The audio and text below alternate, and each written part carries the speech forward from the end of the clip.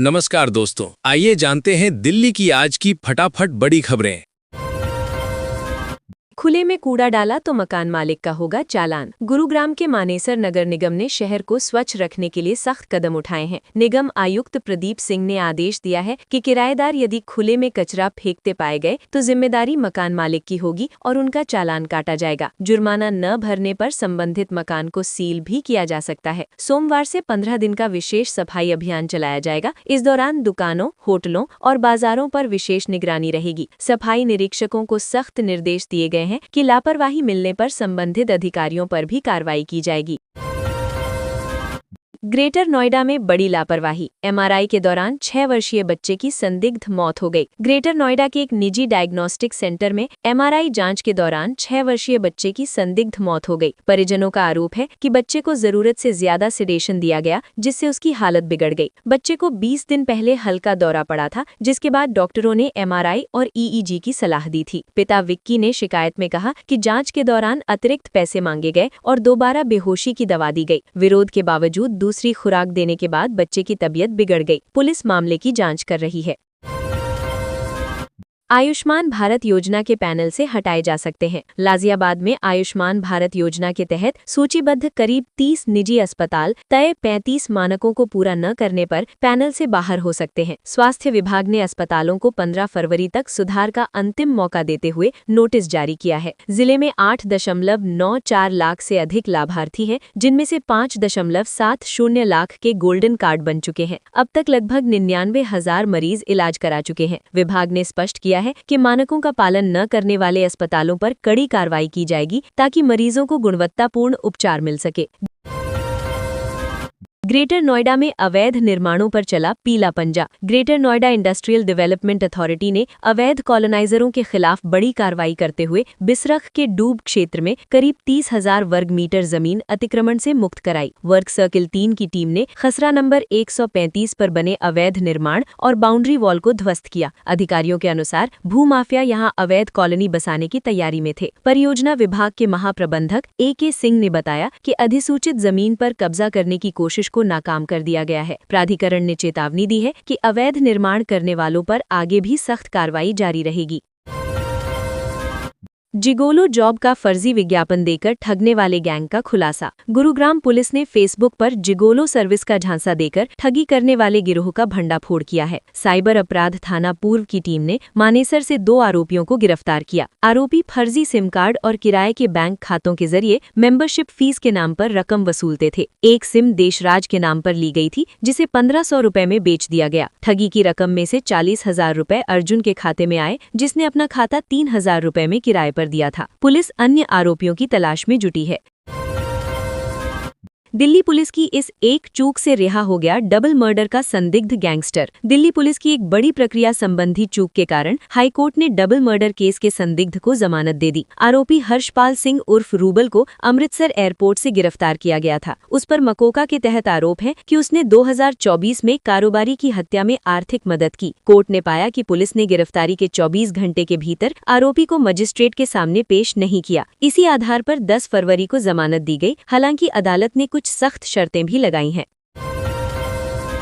Cambodia चीन के ठगों को 2100 ई-सिम भेजने वाला मास्टरमाइंड गिरफ्तार। गुरुग्राम पुलिस की साइबर शाखा ने अंतर्राष्ट्रीय ठगी गिरोह का भंडाफोड़ करते हुए मुख्य आरोपी रजत को पश्चिम बंगाल से गिरफ्तार किया। आरोपी भारतीय सिम कार्ड को ई-सिम में बदलकर कंबोडिया और चीन में बैठे साइबर अपराधियों को भेजता था। वो आईफोन के जरिए सिम को ई-सिम में कन्वर्ट कर टेलीग्राम से QR कोड साझा करता था। हर ई-सिम के बदले उसे 22 USDT मिलते थे। अब तक करीब 2100 सिम विदेश भेजे जा चुके हैं। आरोपी फर्जी लोन ऐप भी रजिस्टर कराता था, जिसके लिए प्रति ऐप 3,000 रुपए मिलते थे।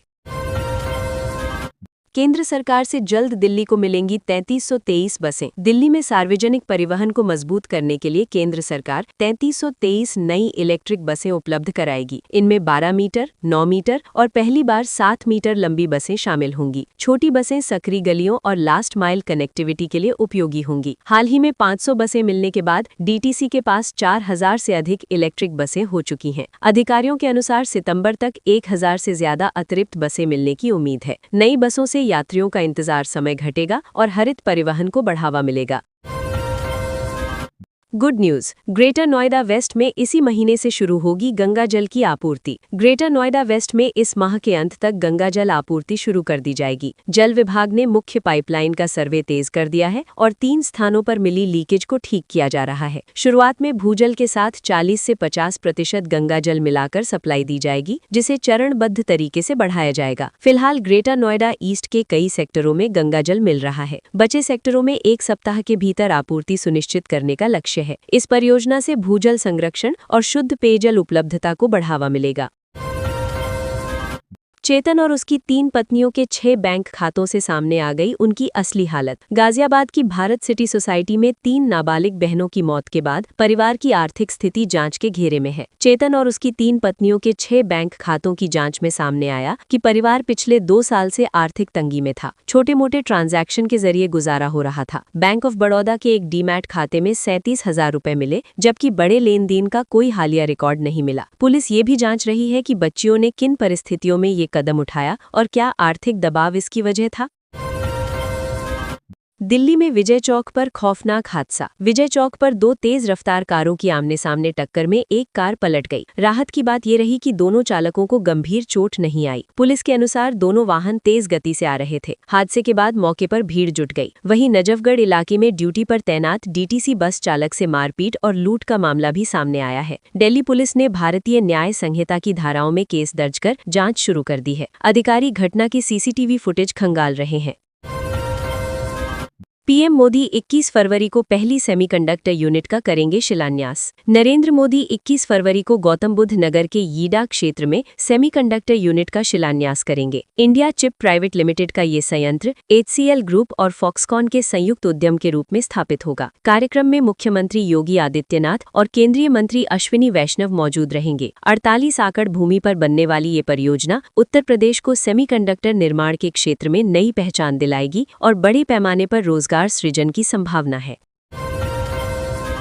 दिल्ली के 49 गांवों के 500 वर्ग मीटर मकान को संपत्ति कर से मिलेगी छूट। म्यूनिसिपल कॉर्पोरेशन ऑफ दिल्ली ने वित्तीय वर्ष 2026-27 के बजट में ग्रामीण और शहरी क्षेत्रों के लिए राहत की घोषणा की है। दिल्ली के 49 पूर्ण ग्रामीण घोषित गांवों में 500 वर्ग मीटर तक के मकानों को हाउस टैक्स से छूट मिलेगी। शहरीकृत गांवों में 200 वर्ग मीटर तक के मूल निवासियों को भी राहत दी जाएगी। ग्रुप हाउसिंग सोसाइटियों को समय पर टैक्स जमा करने पर 15% की छूट मिलेगी। 17,583 करोड़ रुपए के बजट को सदन ने मंजूरी दे दी है, जिससे स्थानीय विकास कार्यों को गति मिलेगी।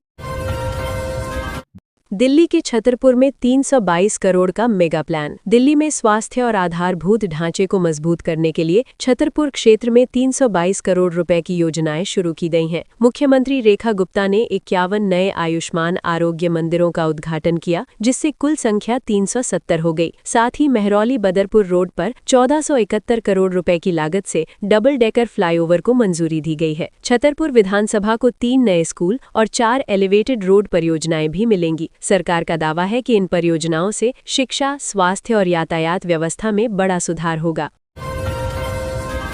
दिल्ली पुलिस का मेरठ के असद गैंग से सामना। दिल्ली पुलिस की क्राइम ब्रांच ने एनकाउंटर में मेरठ के असद गैंग के 3 बदमाशों को गिरफ्तार किया। उस्मानपुर इलाके में सूचना के आधार पर की गई कार्यवाही में बदमाशों ने पुलिस पर फायरिंग की। जवाबी कार्यवाही में पुलिस ने तीनों के पैर में गोली मारकर काबू किया। एक पुलिसकर्मी बुलेट प्रूफ जैकेट के कारण सुरक्षित बच गया। आरोपियों पर कई गंभीर आपराधिक मामले दर्ज हैं। पुलिस गिरोह के सरगना और नेटवर्क की गहन जांच कर रही है।